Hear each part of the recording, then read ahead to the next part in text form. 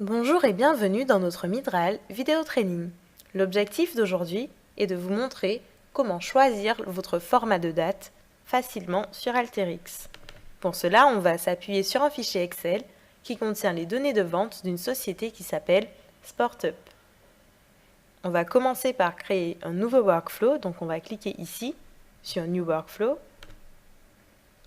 Puis on va faire un glisser-déposer de la boîte Input Data depuis le thème Favorite. On va choisir notre source de données à l'aide du menu déroulant. Puis, on va choisir d'utiliser donc l'onglet Commandes. Donc, on double-clique dessus.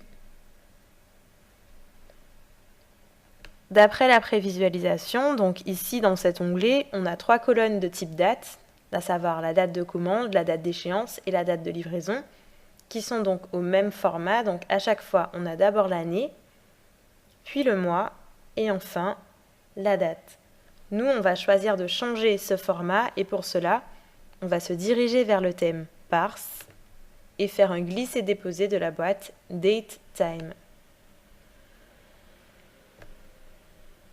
Donc on a deux options qui sont proposées. Donc on peut soit transformer un format de type date en format string, soit transformer un format de type string en format date.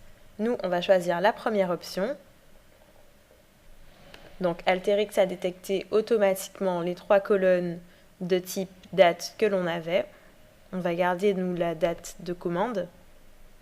Ici, on a la possibilité de renommer cette colonne qui sera créée au format que l'on aura choisi. Donc on va l'appeler DateTime tout simplement. Et on va choisir ce premier format, donc d'abord le jour de la semaine, puis la date, puis le mois écrit en entier et enfin l'année. Donc on va lancer le flux.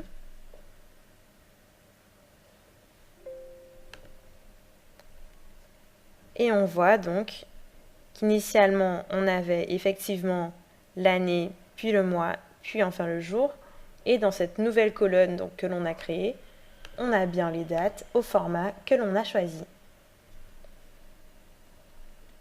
Maintenant, on a également la possibilité dans la boîte DateTime de personnaliser le format que l'on souhaite. Si on souhaite donc utiliser un autre format que ceux qui sont proposés ici, il suffit de cliquer sur Custom et d'utiliser la zone de texte en dessous pour insérer donc le format de notre choix. Donc nous, on va choisir par exemple de mettre d'abord l'année, puis le mois, puis le jour, et enfin le jour de la semaine. Notons que tout est à écrire en minuscules, excepté le mois, que l'on note en majuscule, puisque les deux M minuscules se réfèrent aux minutes. Maintenant, on va lancer le flux.